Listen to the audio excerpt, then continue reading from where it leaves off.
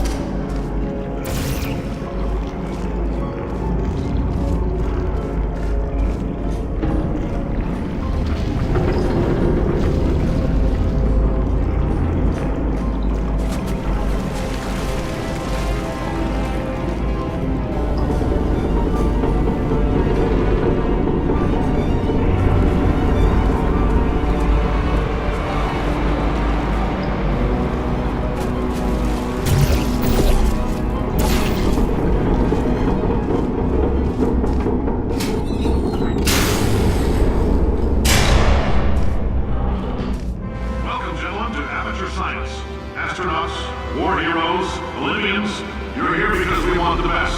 And you are it. So, who's ready to make some science? I am. Now, you already met one another on the limo ride over, so let me introduce myself. I'm Cave Johnson. I own the place. That eager voice you heard is the lovely Carolyn, my assistant. Rest assured, she has transferred your honorarium to the charitable organization of your choice. Isn't that right, Carolyn? Yes, sir, Mr. Johnson. She's the backbone of this facility. Pretty as a postcard, too. Sorry, fellas. She's married. To science.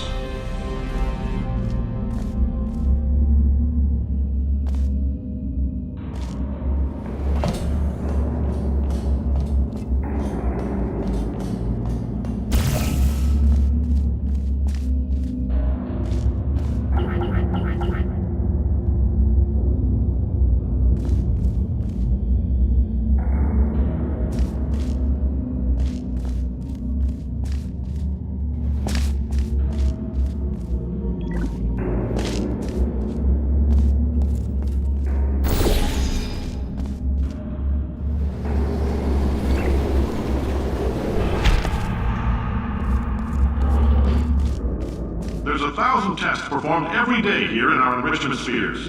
I can't personally oversee every one of them, so these pre-recorded messages will cover any questions you might have and respond to any incidents that may occur in the course of your science adventure. Your test assignment will vary depending on the manner in which you have bent the world to your will. Those of you helping us test the repulsion gel today, just follow the blue line on the floor. Those of you who volunteered to be injected with praying mantis DNA, I've got some good news and some bad news. Bad news is we're postponing those tests indefinitely. Good news is we've got a much better test for you. Fighting an army of mantis men. Pick up a rifle and follow the yellow line. You'll know when the test starts.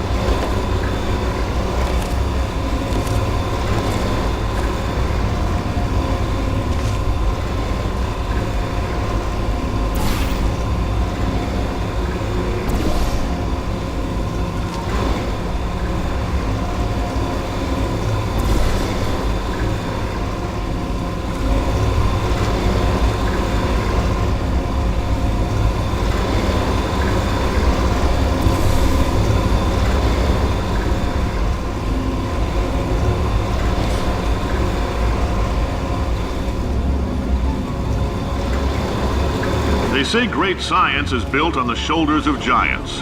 Not here. At Aperture, we do all our science from scratch. No hand-holding.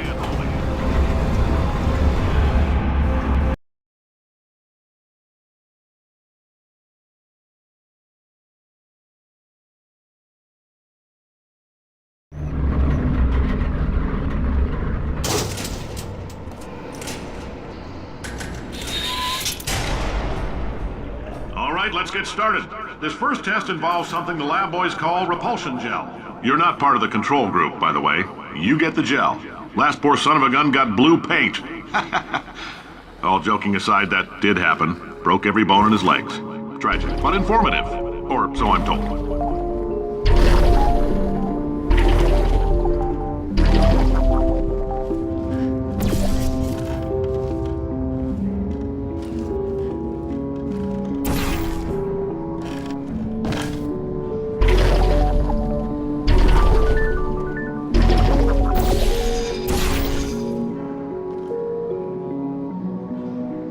The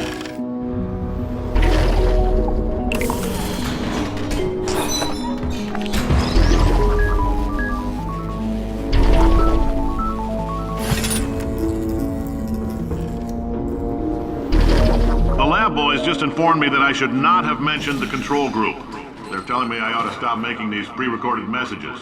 That gave me an idea. Make more pre-recorded messages. I pay the bills here, I can talk about the control group all damn day.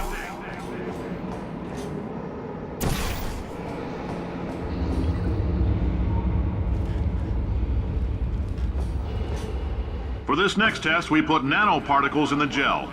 In layman's terms, that's a billion little gizmos that are going to travel into your bloodstream and pump experimental genes and RNA molecules and so forth into your tumors. Now, maybe you don't have any tumors. Well, don't worry. If you sat on a folding chair in the lobby and weren't wearing lead underpants, we took care of that too.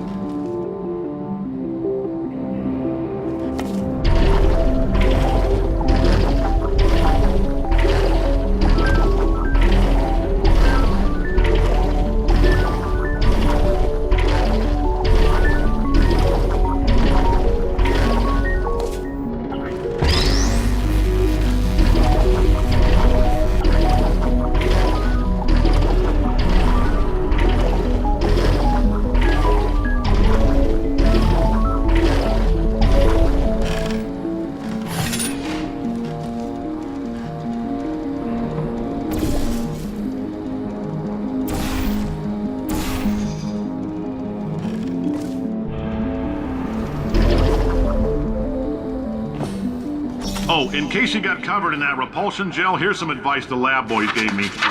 Do not get covered in the repulsion gel. We haven't entirely nailed down what element it is yet, but I'll tell you this, it's a lively one, and it does not like the human skeleton.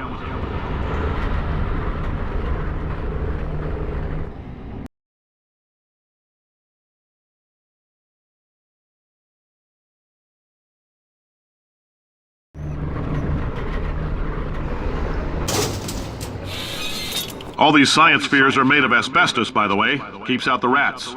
Let us know if you feel a shortness of breath, a persistent dry cough, or your heart stopping, because that's not part of the test. That's asbestos. Good news is the lab boys say the symptoms of asbestos poisoning show a median latency of 44.6 years. So if you're 30 or older, you're laughing. Worst case scenario, you miss out on a few rounds of canasta. Plus, you forwarded the cause of science by 3 centuries. I punch those numbers into my calculator, it makes a happy face. Ha! I like your style. You make up your own rules, just like me. Bean Counter said I couldn't fire a man just for being in a wheelchair. Did it anyway. Ramps are expensive.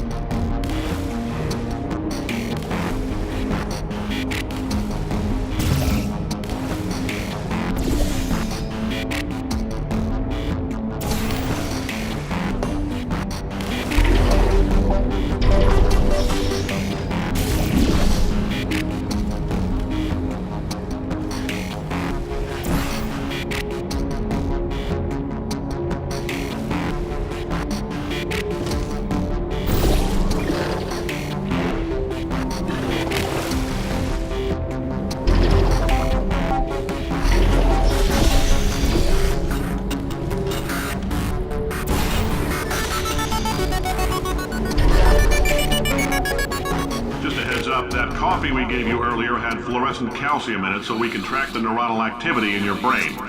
There's a slight chance the calcium could harden and vitrify your frontal lobe. Anyway, don't stress yourself thinking about it. I'm serious. Visualizing the scenario while under stress actually triggers the reaction.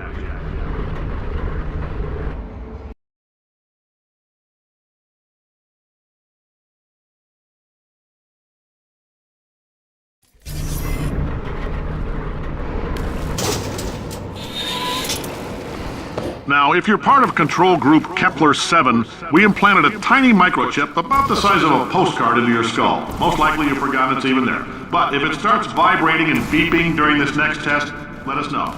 Because that means it's about to hit 500 degrees, so we're going to need to go ahead and get that out of you pretty fast.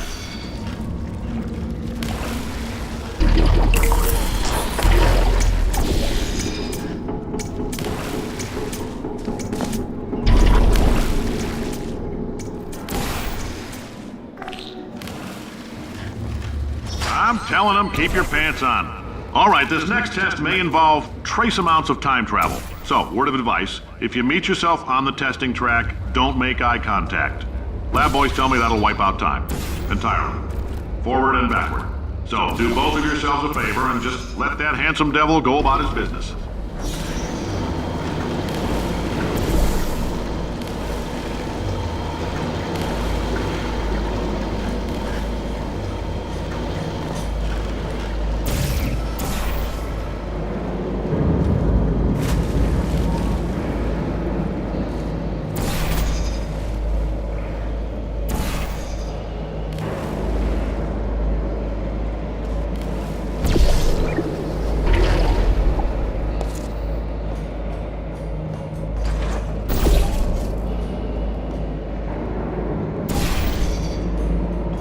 If you're hearing this, it means you're taking a long time on the catwalks between tests. The lab boys say that might be a fear reaction. I'm no psychiatrist, but coming from a bunch of eggheads who wouldn't recognize the thrill of danger if it walked up and snapped their little pink bras, that sounds like projection. They didn't fly into space, storm a beach, or bring back the gold. No, sir, we did. It's you and me against the world, son. I like your grit. Hustle could use some work, though. Now let's solve this thing.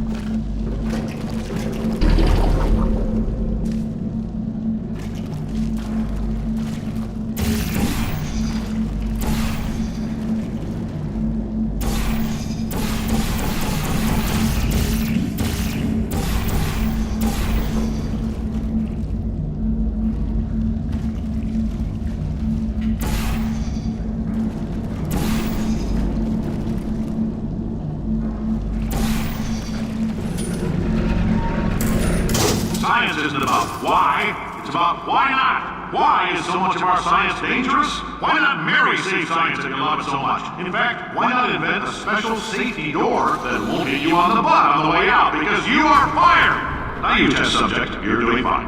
Yes, you, box your stuff, out the front door, parking lot, car, goodbye.